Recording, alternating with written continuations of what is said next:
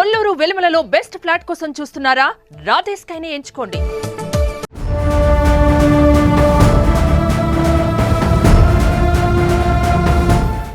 అదో పెళ్లి వేడుక.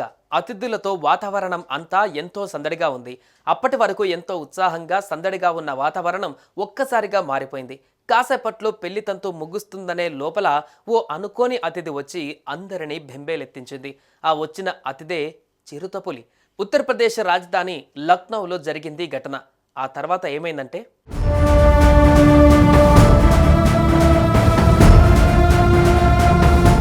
ఉత్తరప్రదేశ్ రాజధాని లక్నోలో జరిగిన ఓ పెళ్లి వేడుకకు చిరుతపులి వెళ్లి బెంబేలెత్తించింది. లక్నోలోని బుద్ధేశ్వర్ రోడ్లోని ఎంఎం లాన్ గెస్ట్ హౌస్లో బుధవారం రాత్రి పెళ్లి వేడుక జరుగుతుండగా ఎక్కడి నుంచి వచ్చిందో గాని ఒక చిరుతపులి లోపలికి ప్రవేశించింది. దాన్ని చూసిన పెళ్లివారు ప్రాణాలు అరచేతులు పెట్టుకుని పరుగులు తీశారు. ఆ సమయంలో పెళ్లి కూతురు పెళ్లి కొడుకు ఫంక్షన్ హాల్లోనే ఉన్నారు. చిరుతను చూసి వాళ్ళిద్దరూ పరుగున వెళ్లి కారులో కూర్చొని లాక్ చేసుకున్నారు. ఆ సమయంలో అక్కడ 200 మందికి పైగా ఉన్నారు. వారు కూడా పారిపోయి దాక్కునే ప్రయత్నం చేశారు. రాత్రి 11:40 అందరూ పెళ్లి హడావిడిలో ఉండగా చిరుత లోపలికి వచ్చినట్లు ప్రత్యక్ష సాక్షులు చెప్పారు. జనాలను చూసిన చిరుత భవనంలోకి వెళ్ళిపోయింది.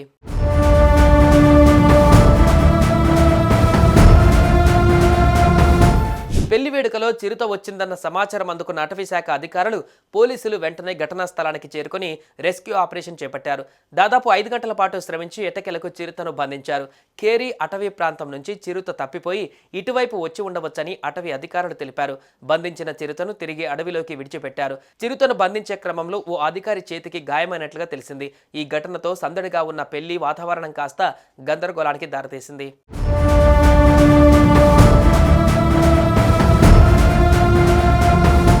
మరోవైపు గాయపడిన వారికి చికిత్స చేసేందుకు వైద్యులను పోలీసులు రప్పించారు.